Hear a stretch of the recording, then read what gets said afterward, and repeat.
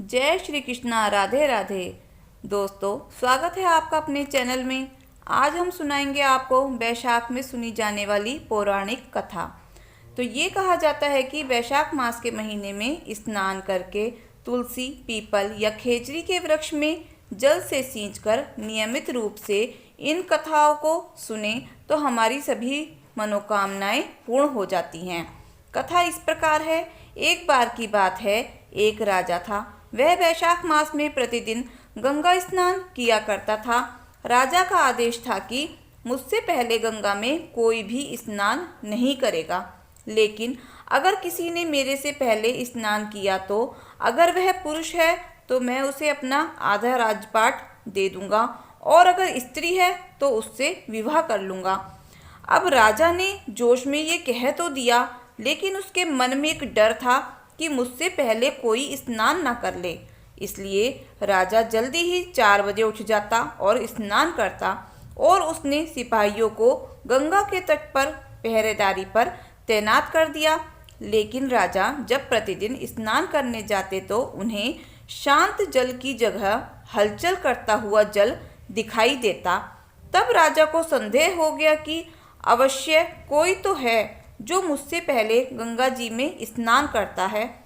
तो राजा ने नदी के तट पर पहरा और कड़ा कर दिया और कहा, जो कोई भी मेरे से पहले स्नान करता है उसे पकड़कर मेरे पास ले आना। गंगा के किनारे एक वृक्ष था, उस पर एक बंदरिया रहती थी। वह प्रतिदिन राजा जी के स्नान करने से पहले स्नान करके कहती, बंदरिया बैशाख नहाए, राजा जी से पहले नहाए। यह कहकर वह वापस पेड़ पर चढ़ जाती।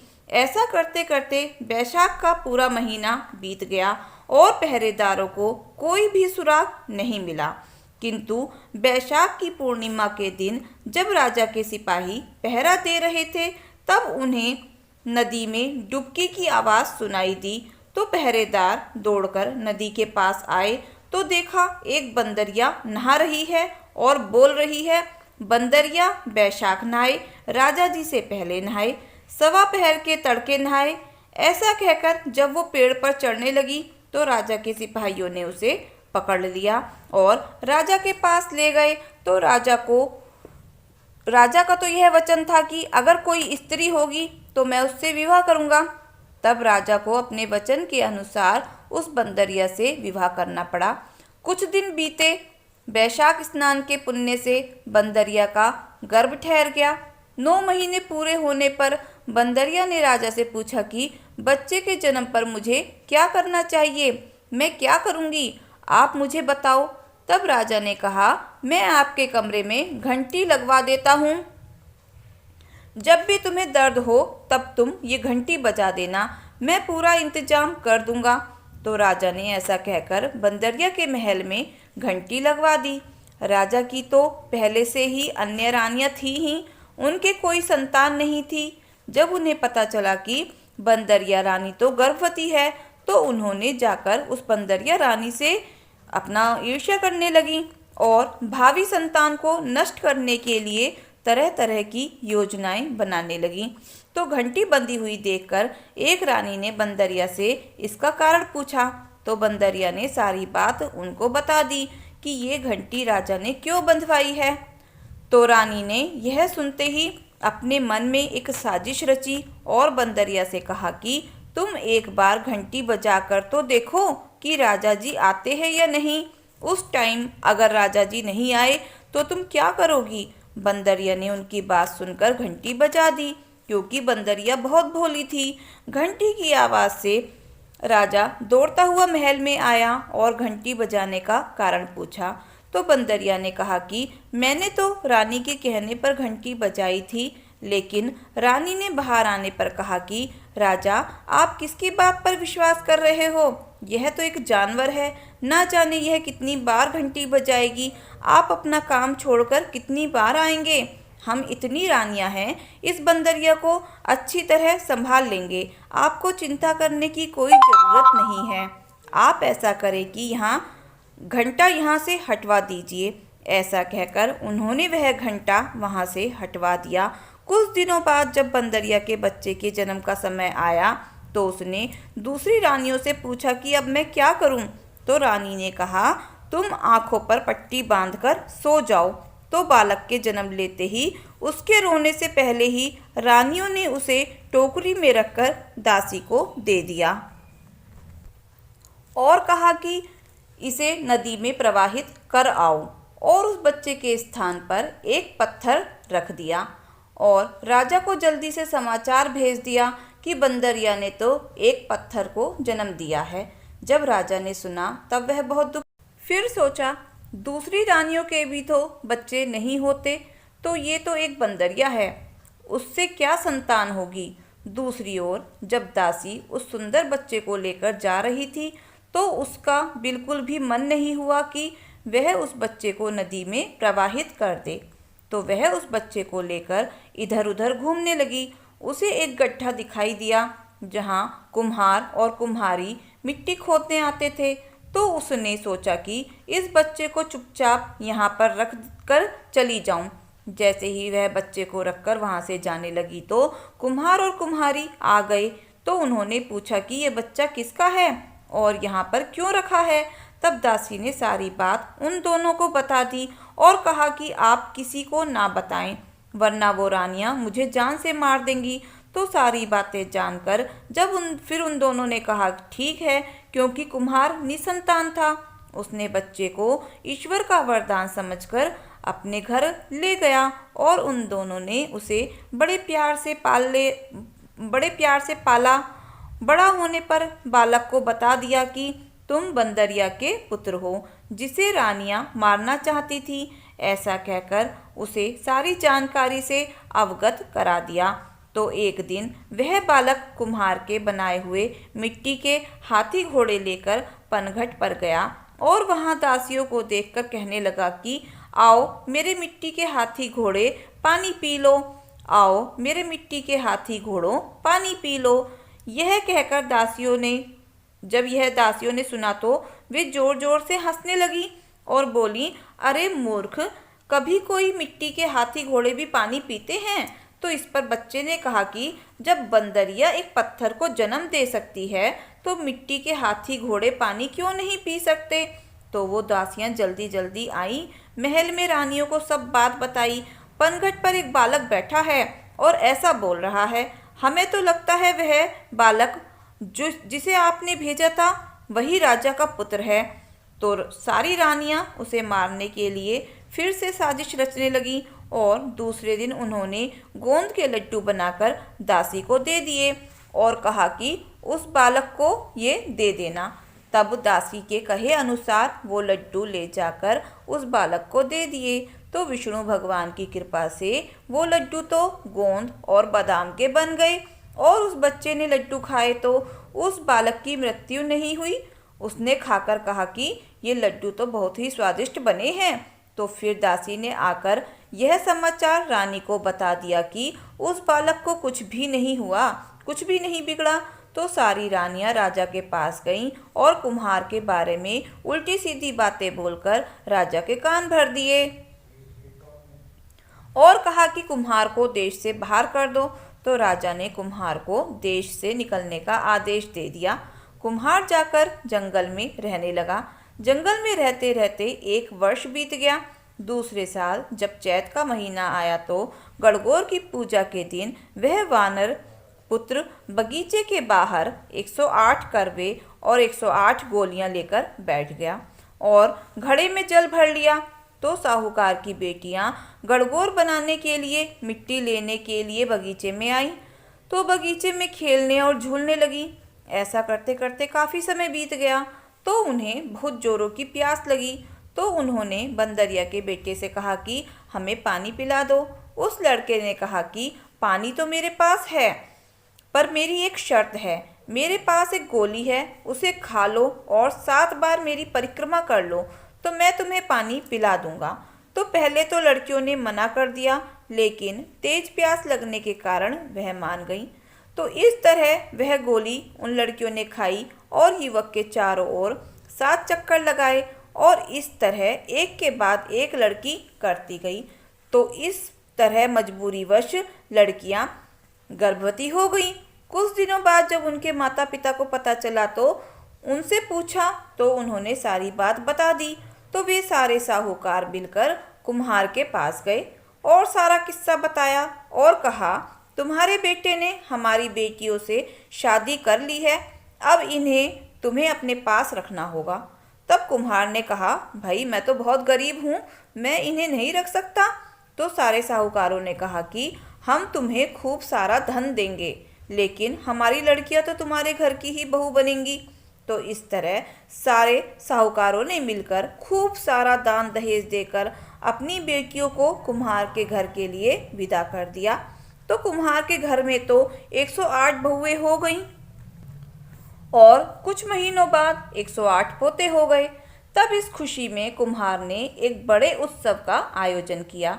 तो उसने पूरे नगर को आमंत्रित किया और साथ में राजा को भी बुलवाया। तो राजा के यहाँ से बंदरी रानी को छोड़कर सारे लोग, सारी रानियां भोजन के लिए आए।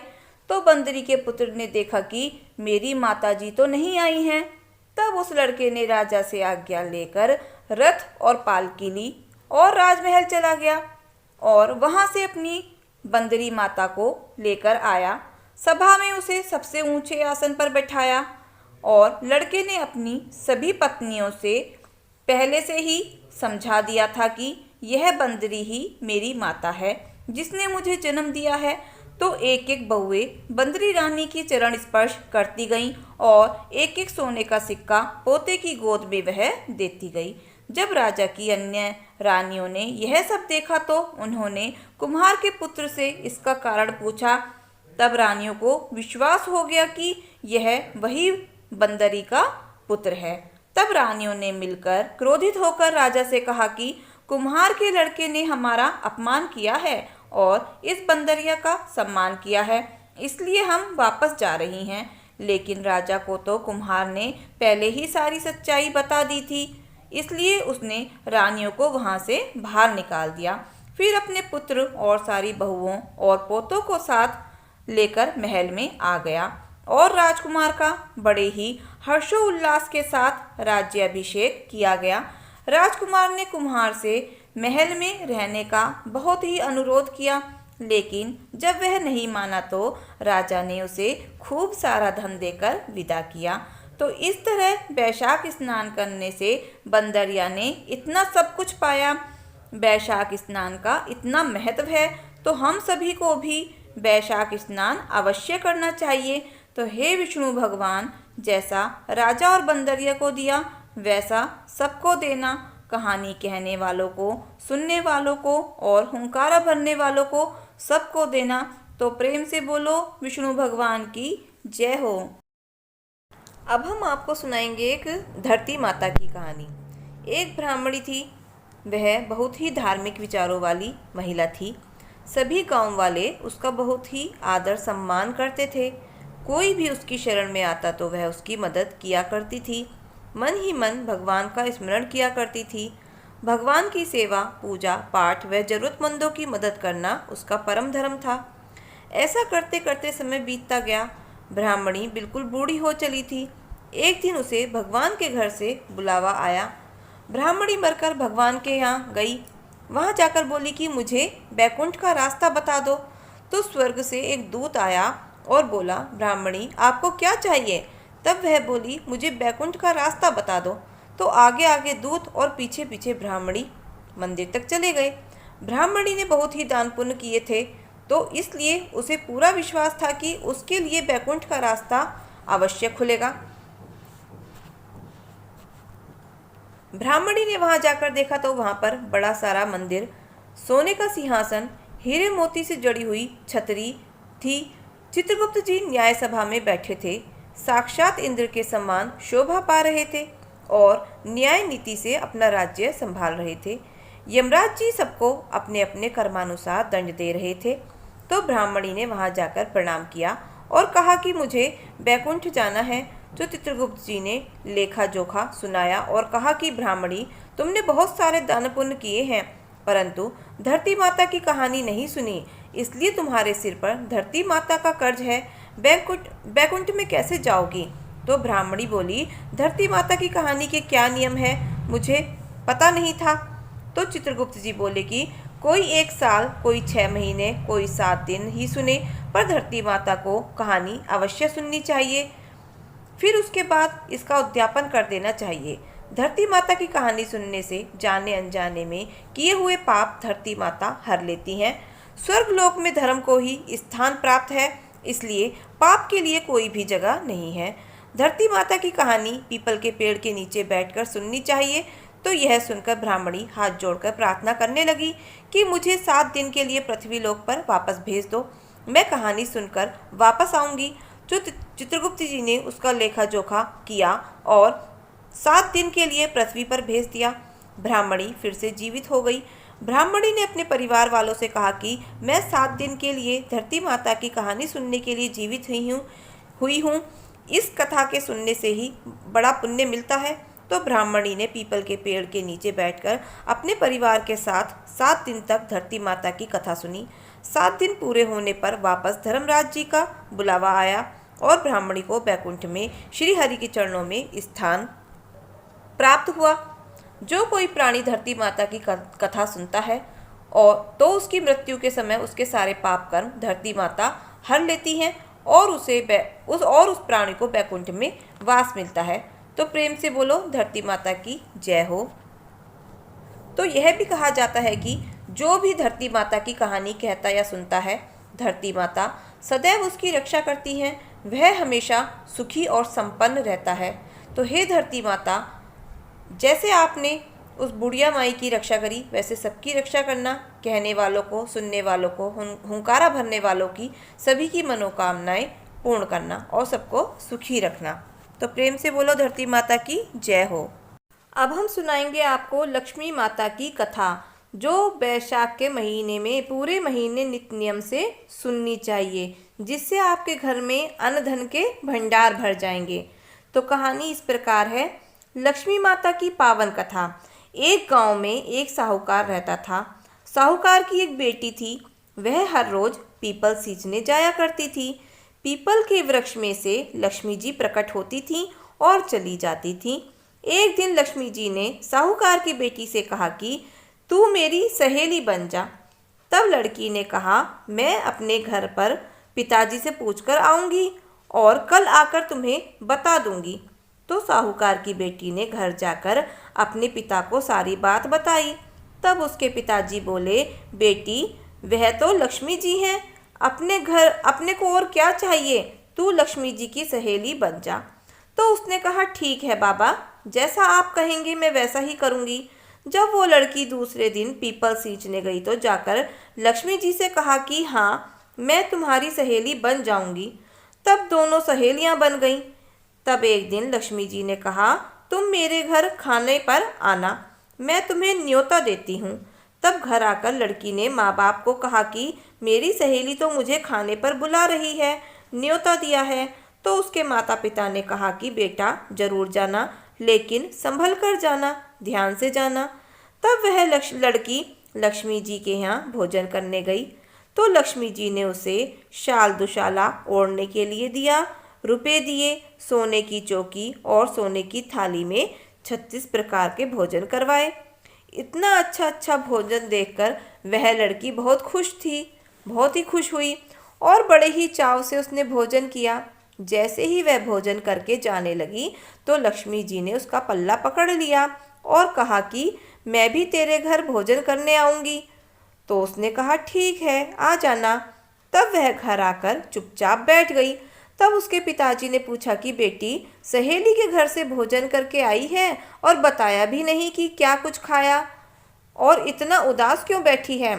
तब लड़की बोली, पिताजी, लक्ष्मी जी ने इतना कुछ दिया कि मैं आपको बता भी नहीं सकती, और इतना अच्छा भोजन करवाया।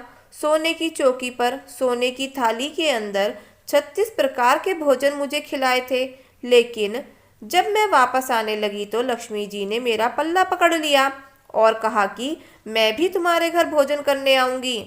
तो मैंने बोल दिया, ठीक है, आ जाना। पर अब मैं सोच रही हूँ कि मैं उसे भोजन में क्या खिलाऊंगी, कैसे भोजन करवाऊंगी, कहाँ उसे बैठाऊंगी, अपने घर में तो कुछ भी नहीं है। तब उसके पिताजी ने कहा कि गोबर और मिट्टी से चौका लगाकर घर की सफाई कर ले। 4 मुख वाला दीपक जलाकर लक्ष्मी जी का नाम लेकर रसोई में बैठ जा। लड़की ने घर की सारी साफ सफाई कर ली और दीपक जलाकर वहां पर बैठ गई। तो उसी समय एक रानी स्नान कर रही थी नदी पर, और उसका नौलखा हार खूंटी पर टंगा हुआ था। तो एक एक चील ने आकर उस हार को उठाया और लेकर उड़ गई, और वो हार लाकर उस लड़की के आगे डाल दिया। तो उस लड़की ने जैसे ही उस हार को उठाया और अपने पिताजी को दिखाया, तो पिताजी ने कहा कि यह तो बहुत ही महंगा हार है, 9 लखा हार है। ऐसा करो, तुम इसे बाजार में ले जाओ और बेचकर सामान ले आओ। तो वह लड़की उस हार को लेकर बाजार गई और सामान लाने लगी। तो सुनार ने पूछा कि तुम्हें क्या चाहिए। तो उसने सुनार से कहा कि सोने की चौकी, सोने का थाल, शाल, दुशाला दे दो, मोहरे दे दो और सामग्री दे दो। 36 प्रकार का भोजन हो जाए, इतने रुपए भी मुझे दे दो। तो सुनार ने जैसा उसने कहा था सारा सामान दे दिया, कुछ रुपए भी दे दिए। तो उसने भोजन की सारी सामग्री और वो सोने का सारा सामान लेकर बड़ी खुशी खुशी घर आई, और सारी चीज़ें लेकर उसने बहुत अच्छी तैयारी की, रसोई बनाई और गणेश जी से कहा कि लक्ष्मी जी को बुलाओ। तो आगे आगे गणेश जी और पीछे पीछे लक्ष्मी जी आ गईं। तो उसने चौकी वहां पर रख दी और कहा कि सहेली चौकी पर बैठ जा। जब लक्ष्मी जी ने कहा कि चौकी पर तो मैं राजा रानी के यहाँ भी नहीं बैठती, मैं किसी के भी नहीं बैठी, फिर मैं तुम्हारे यहाँ कैसे बैठूं? तब लड़की ने कहा किसी के नहीं बैठी होंगी, लेकिन मेरे यहाँ तो तुम्हें बैठना पड़ेगा। फिर लक्ष्मी जी चौकी पर बैठ गईं। तो लड़की ने पहले लक्ष्मी जी के पांव धोए, तिलक किया और फिर खूब खातिर की। जैसे लक्ष्मी जी ने की थी वैसे ही उसने करी। तो लक्ष्मी जी तो बहुत ही खुश हुई, और लक्ष्मी जी की कृपा से उस लड़की के यहाँ खूब सारा धन रुपया पैसा हो गया। लक्ष्मी माता, जैसे आपने साहूकार को दिया वैसे ही सबको देना, कहने वाले को, सुनने वाले को और हुंकारा भरने वाले को, अपने सारे परिवार को देना, पीहर में देना, ससुराल में देना, बेटे पोतों को देना। तो हे लक्ष्मी माता, सबका कष्ट दूर करना और सबकी सारी मनोकामनाएं पूर्ण करना। तो प्रेम से बोलो लक्ष्मी माता की जय हो। अब हम आपको सुनाएंगे गणेश भगवान की कथा। तो एक बार गणेश भगवान चुट्टी में चावल, कुलिया में दूध लेकर फिर रहे थे। कोई मेरी खीर बना दो, कोई मेरी खीर बना दो, कोई भी ना बनावे। जरा से दूध चावल की कैसे खीर बने? तब एक बुढ़िया बोली, ला बेटा मैं बना दूं। बुढ़िया बाहर जाने लगी। तो भगवान बोले, बुढ़िया माँ कहाँ जा रही है? तब बुढ़िया माँ बोली, बेटा बर्तन मांग के लाऊं। बोले, देख तेरे घर में। अंदर देखा तो दूध का टोकना भरा है, चावल की परात भरी है। चूल्हा जला के खीर बनाई, खीर निकालने लगी। बहू ने कटोरा भर के किवाड़ के पीछे विनायक बाबा का छींटा लगाकर खीर खा ली। जब सारी खीर बन गई, बुढ़िया बोली, आ बेटा जीम ले। तब भगवान बोले, माँ मैंने तो खीर खा ली। तो माँ बोली, कब खाई? तो भगवान बोले, गणेश भगवान, जब तेरी बहू ने खीर खाई थी। बुढ़िया बोली, बहू तेने खीर झूठी कर दी? हाँ जी, खीर निकल रही थी, मैंने कटोरा भर के विनायक जी का छींटा लगा के खा ली। विनायक से बुढ़िया बोली, अब क्या करूं? गणेश जी बोले, खा बाँट। बुढ़िया खीर बांटने लगी तो दुनिया निर्चा चर्चा करने लगी कि कल तो बुढ़िया भूखी मरती थी, आज खीर बांट रही है। बुढ़िया को लात मारी, महल बन गया, खूब धन हो गया। तो जैसे गणेश भगवान ने बुढ़िया को दिया वैसा सबको देना, कहते सुनते हुंकारा भरते का। तो प्रेम से बोलो गणेश भगवान की जय हो। तो दोस्तों, अगर आपको हमारी कथा कहानियाँ अच्छी लगी हों तो प्लीज़ वीडियो को लाइक शेयर और सब्सक्राइब करें। तो मिलते हैं फिर नई वीडियो नई कहानी के साथ। धन्यवाद।